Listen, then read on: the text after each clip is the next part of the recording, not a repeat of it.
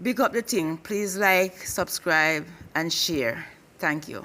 Enough respect.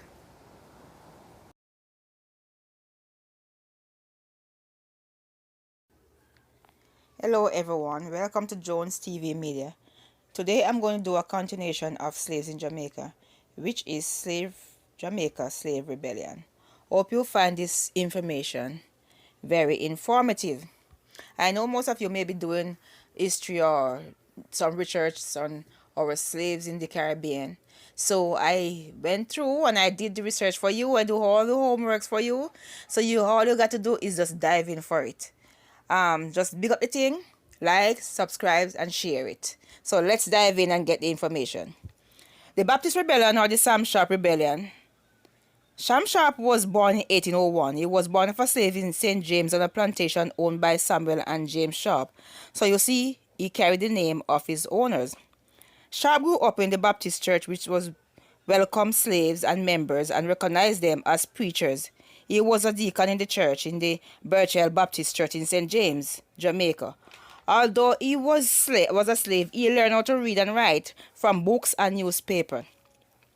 Daddy Sharp, as he was called, was well respected by his fellow slaves, so he became a speaker for the slaves. He used religious meetings to organize activities with slaves. Sharp spent most of his time traveling to different parishes in Jamaica, educating the slaves about Christianity, which he believed at the time was promised to them freedom. Those of the slaves that could read followed news closely and learned that the British Parliament was discussing the abolition of slavery. Because of Sharp's intelligence and wisdom, he organized a strike which was known as the Baptist War or the Sam Sharp Rebellion. He was only 31 years old. The strike started on 25th of December 1831. It was during the harvest time when the sugarcane was ripe and ready for harvest. The strike started off as a peaceful general strike across many of the plantations in Jamaica. That's Western Jamaica I'm talking about, to protest against wages and their working conditions. Normally, his strike would be peaceful, but it turned out to be one of Jamaica's largest slave rebellion. Although Sharp knew the plantation owners wouldn't yield to their demands, he encouraged the slaves to only fight physically if the plantation owners didn't agree to their demands. At the same time, Sharp knew that their strike would fall on deaf ears, so he made military preparations for a rebellion.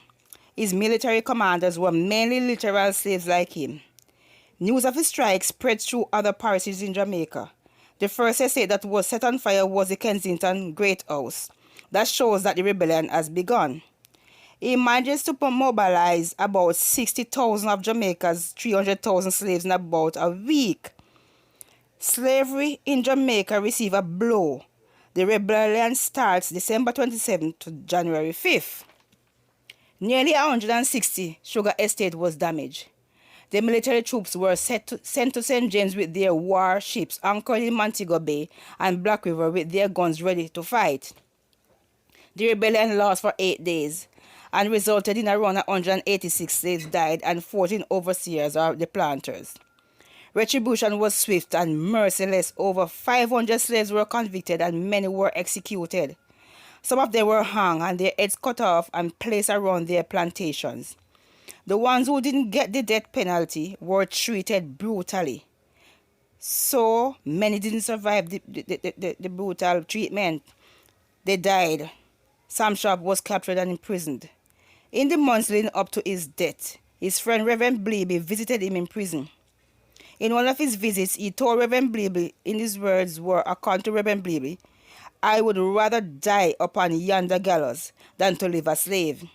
He was the last to be executed. With firm and dignified steps, he went to the gallows.